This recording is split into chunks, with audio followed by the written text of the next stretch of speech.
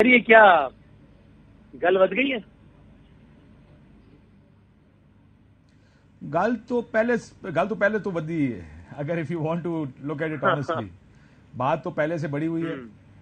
مسئلہ یہ ہے کہ اس بڑی ہوئی سچویشن میں جب اس طرح کے بیان آئیں گے تو مزید حالات خراب ہوں گے، یہ تعلقات اسٹیبلشمنٹ اور عمران خان صاحب کے اور تحریک انصاف کے مزید خراب ہوں گے۔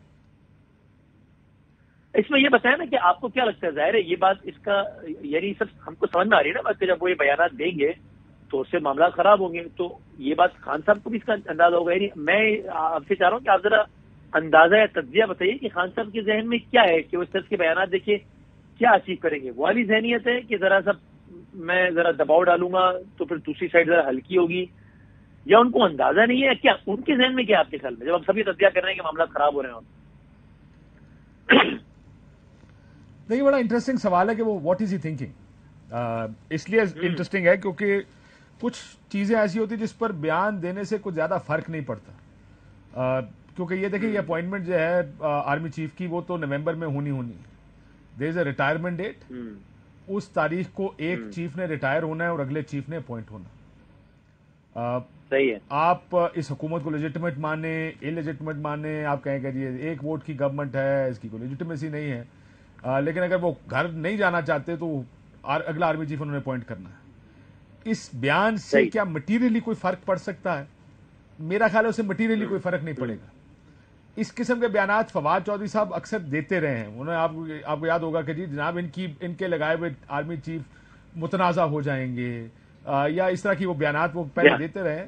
یہ پریشر ضرور ہو سکتا ہے کہ جناب آپ نہ اپوائنٹ کریں، یا ادارے کو بھی کئی میسج بھیج رہے ہوں کہ اس سے پہلے الیکشنز ہونے چاہیے، لیکن and of the day Khan صاحب میرا خیال ہے اس تقریر میں اگر اپنے آپ کو فواد صاحب کے بیان کی حد تک رکھتے تو شاید اتنا بڑا بھونچال نہ آتا۔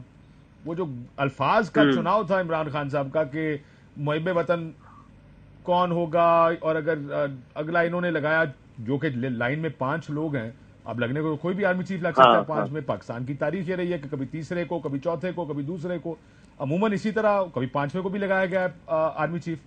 سو انہوں نے وہ جس طریقے سے یہ بات کی کہ جو بھی لگے گا وہ یہ دو، تو ایک ڈاؤٹ کاسٹ کر دیا، کریٹ کر دیا کہ جو بھی آنے والا ہوگا وہ پھر پروٹیکشن کے لیے آئے گا، یا اس کے اندر دوسرے معاملات ہوں گے۔ اور میرا خیال ہے خان صاحب اس لیے بھی تھوڑا سا یہ لیوریجز جو تحریک انصاف لے رہی ہے، وہ اس کی وجہ شاید بیک آف دا مائنڈ یہ بھی ہو سکتی ہے کہ دوسری پارٹی کیا کچھ نہیں کر کے بچ گئی، نام لیے سیٹنگ چیف کے اور ڈی جی آئی کے نام لیے، مختلف اوقات میں فوج کے بارے میں کیا کیا کہا۔ اگر ان کو کچھ نہیں ہوا تو شاید ہمیں بھی کچھ نہیں ہوگا۔ سو مجھے لگتا ہے کہ اس میں تھوڑا سا اگر آپ دیکھیں کہ پاکستان کی تاریخ ہے فوج کا ایک بڑا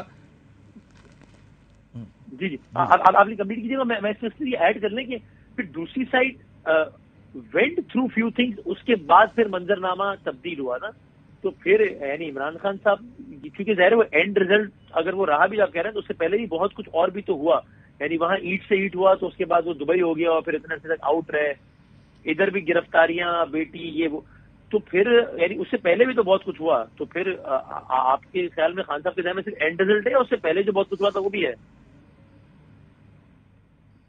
نہیں دیکھیں، پہلے ایک ووٹ آف نو کانفیڈنس آیا، وہ کیسے آیا یہ بھی ان کے ذہن میں ہوگا۔ بہت سے کیسز چل رہے ہیں اور مارکیٹ کی خبر جو اس وقت اسلام آباد میں مارکیٹ کی خبر ہے وہ یہ ہے کہ عمران خان صاحب کو نائل کر دیا جائے گا۔ آئی ایم شور یہ جو سارا کچھ ہوا پنجاب کے الیکشنز جیتنے کے بعد اور وزیر اعلیٰ بنانے کے بعد تحریک انصاف تھوڑی خاموش ہو کے بیٹھ گئی تھی۔ وہ کہتے تھے اب استعفے ہم کیوں دیں، حکومتیں کیوں گرائیں، بیکاز وہ ایک ڈومیننٹ پوزیشن میں آ گئے تھے جب مشکل فیصلے اسلام آباد نے کرنے تھے، اور جو فائدہ تھا حکومت کرنے کا وہ پنجاب نے اٹھانا تھا۔ مجھے لگتا ہے یہ جو کیسز بنائے گئے، ممنوعہ فنڈنگ جو تھی اس کا کیس کا فیصلہ آیا، اور پھر اب یہ کہا جا رہا تھا کہ توشہ خانہ میں یا تو نائل ہو جائیں گے، یا اس میں ہو جائیں گے، یا اس میں ہو جائیں گے۔ یہ پریمپٹیو سٹرائکس ہیں کہ اتنا اینٹی آپ کر دو۔ آپ کو کیا لگتا ہے یہ جلسے کیوں ہو رہے ہیں؟ نہ کوئی مطلب جن علاقوں میں جلسے ہو رہے ہیں بہت سے علاقوں میں تو الیکشنز بھی نہیں، وہ ایک پوری کیمپین کھڑی ہوئی ہے تاکہ لوگوں کو سینسٹائز کیا جائے کہ یہ ہونے لگا تحریک، یعنی میرے ساتھ یہ کریں گے، یہ پلان بنا رہے ہیں، جو کہ عمران خان صاحب لاہور کے جلسے سے ہیں کہ پلان یہ ہے کہ مجھے نائل کریں یا اس طرح پریشر ڈال کے نواز شریف صاحب کی واپسی کا راستہ لے کر آئیں۔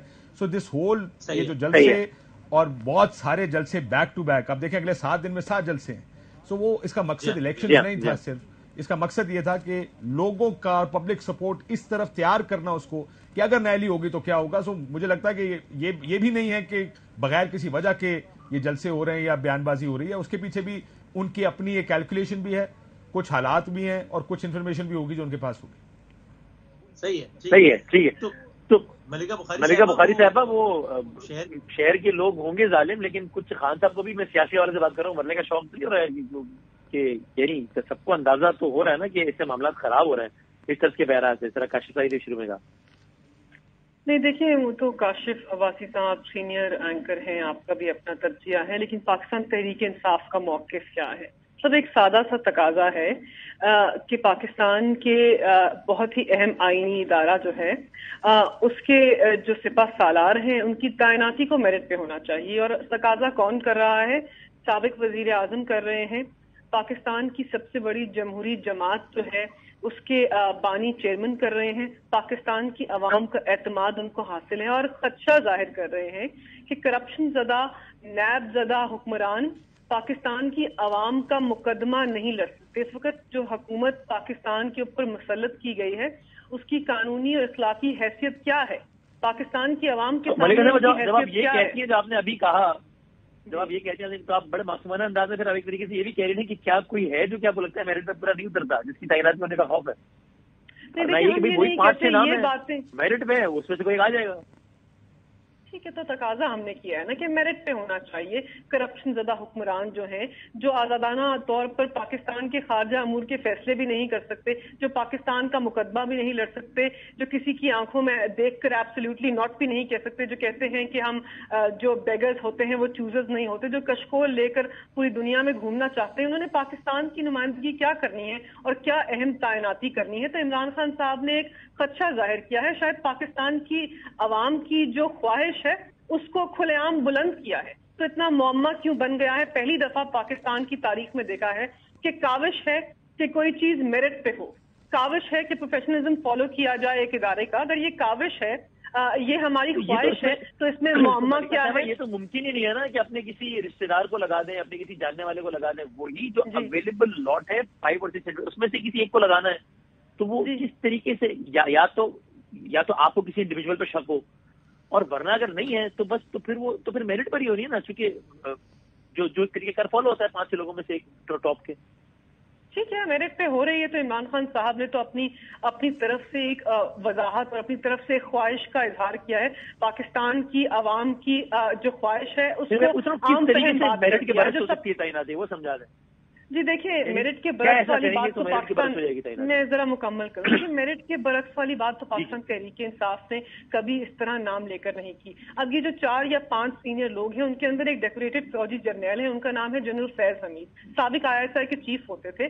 ان کو ان کے بارے میں جو بیانات دیے گئے, جس طرح کہا گیا کہ شاید وہ اہل نہیں ہے اعلیٰ منصب سنبھالنے کے لیے, اسی طرح کسی کو ڈی میرٹ کیا جاتا ہے. ہم نے تو کسی کا نام لے کے کسی کو ڈی میرٹ نہیں کیا نا. ہم نے تو پاکستان کی افواج کے سپہ سالار کے بارے میں بھی خدا نہ خواستہ کوئی ایسی بات نہیں کی, اتنی جسارت بھی نہیں کی کہ ان کا نام لے کر کچھ کہہ سکیں. جو کہنے والے تھے وہ آج وزیر اعظم ہاؤس کی زینت بنے پھرتے ہیں, جو کہنے والے تھے وہ وزیر دفاع ہیں, جو کہنے والے تھے وہ انٹیریئر منسٹر ہیں. تو جنہوں نے پاکستان کی افواج کو للکارا ہے, جنہوں نے ان کو ملامت دی ہے, جنہوں نے ہندوستان میں ان کے خلاف سرخیاں لگوائی ہیں, وہ آج پاکستان کے حکمران ہیں.